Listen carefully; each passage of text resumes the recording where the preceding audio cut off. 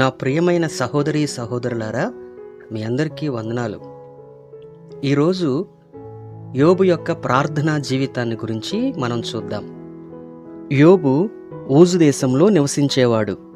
అతడు యథార్థవర్తనుడు, న్యాయవంతుడు మరియు దేవుని యందు భయభక్తులు కలిగి చెడుతనమును విసర్జించినవాడు. మరియు భూమి మీద అతని వంటి వాడెవడునూ లేడు అని దేవుని చేత సాక్ష్యము పొందినవాడు. ఇట్టి అనుభవాలన్నిటితో పాటు అతడు ప్రార్థనాపరుడుగా కూడా ఉన్నాడు. యోబు నిత్యము దహనబలి అర్పించేవాడు. యోబు గ్రంథము 1వ అధ్యాయము 5వ వచనములో వీటిని చదవగలం. ఇది అతని యొక్క ప్రార్థనా జీవితమునకు సూచనగా ఉన్నది. మొదటిగా యోబు అరుణోదయమున అనగా ఉదయమున లేచి ప్రార్థించేవాడు. యోబు గ్రంథము 1వ అధ్యాయము 5వ వచనములో మనము చూడగలం. యోబు అరుణోదయమున లేచి తన పిల్లల కొరకు దహనబలి అర్పించేవాడు. ఇక్కడ దహనబలి అనే పదమును యోబు యొక్క ప్రార్థనా జీవితమునకు సూచనగా ఉన్నదని మనం అర్థం చేసుకోవాలి. అతడు అరుణోదయమున లేచి ప్రార్థించుట కాదు, కానీ ప్రార్థించుట కొరకే అతడు ఉదయమునే లేచేవాడు. ఒక భక్తుడు ఇలా అన్నాడు, లేచాక ప్రార్థించటం కాదు, కానీ ప్రార్థించుట కొరకే ఉదయమునే లేవాలి. కనుక యోబు అదే విధముగా చేశాడు. ఉదయమునే దేవుని సన్నిధిలో గడుపుట అనేది ఎంతో ఆశీర్వాదకరమైన అనుభవం. యేసుక్రీస్తు కూడా ఉదయమునే లేచి ప్రార్థించేవాడు. మార్కు సువార్త 1వ అధ్యాయము 35వ వచనంలో చూడగలం. ఉదయమునే దేవుని యొక్క సన్నిధిలో గడుపుట అనేది దేవునికి ప్రథమ స్థానమును ఇచ్చినట్లుగా సూచిస్తుంది. రెండవదిగా, యోబు తన పిల్లల కొరకు భారముతో ప్రార్థన చేసేవాడు. యోబు గ్రంథం 1వ అధ్యాయము 5వ వచనం. యోబుకు 7 కుమారులు మరియు 3 కుమార్తెలు. వారందరూ అనుదినము తమ ఇండ్లలో కూడుకొని విందు చేసుకునేవారు.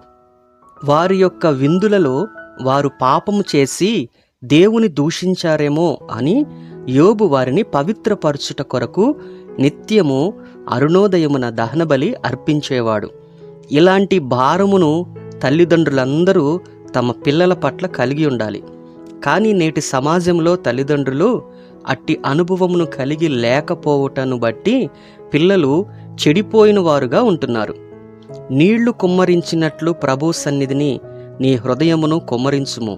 నీ పసిపిల్లల ప్రాణము కొరకు నీ చేతులను ఆయన తట్టు ఎత్తుము అని విలాపవాక్యములు 2వ అధ్యాయము 19వ వచనములో చూడగలం. మన పిల్లల ప్రాణము కొరకు, వారి జీవితాలు, వారి భవిష్యత్తు కొరకు ఉదయమునే లేచి ప్రార్థించాలి అనేటటువంటిది తల్లిదండ్రులు ఖచ్చితంగా గుర్తుంచుకోవాలి. మూడవదిగా, యోబు తనను నిందించిన వారి కొరకు ప్రార్థించాడు. యోబు గ్రంథం 42వ అధ్యాయము 8-9 వచనాల్లో చూడగలం. యోబు యొక్క విశ్వాస జీవితమును పరీక్షించుట కొరకు అతని జీవితములో శ్రమలు అనుమతించబడ్డాయి. అతడు సమస్తమును కోల్పోయాడు. అతనిని ఆదరించటానికి వచ్చిన అతని యొక్క స్నేహితులు యోబు పట్ల దేవుని ఉద్దేశాలను గ్రహించకుండా అతనిని మాటలతో చాలా ఇబ్బంది పెట్టారు. అంతేకాకుండా బాధ పెట్టారు. అతడు పాపము చేశాడు కాబట్టి ఇట్టి స్థితి వచ్చింది అని నిందించారు. అయితే చివరలో దేవుడు వారిని గద్దించి, యోబు మీ నిమిత్తము ప్రార్థన చేస్తాడు అని చెప్పి వారిని యోబు వద్దకు పంపినప్పుడు యోబు వారి కొరకు ప్రార్థించాడు. వారు నన్ను నిందించారు కాబట్టి నేను వారి కొరకు ప్రార్థన చేయను అనలేదు. తనను మాటలతో నిందించిన వారి క్షేమము కొరకు ప్రార్థన చేశాడు. నా ప్రియ సహోదరీ సహోదరులారా, యోబు యొక్క ప్రార్థనా జీవితము మనకు ఒక మాదిరిగా ఉంది. యోబు వలె ఉదయమునే లేచి ప్రార్థించాలి. దేవుడు మనకిచ్చిన పిల్లల కొరకు ప్రార్థించాలి. మనలను నిందిస్తున్న వారి క్షేమము కొరకు ప్రార్థించాలి.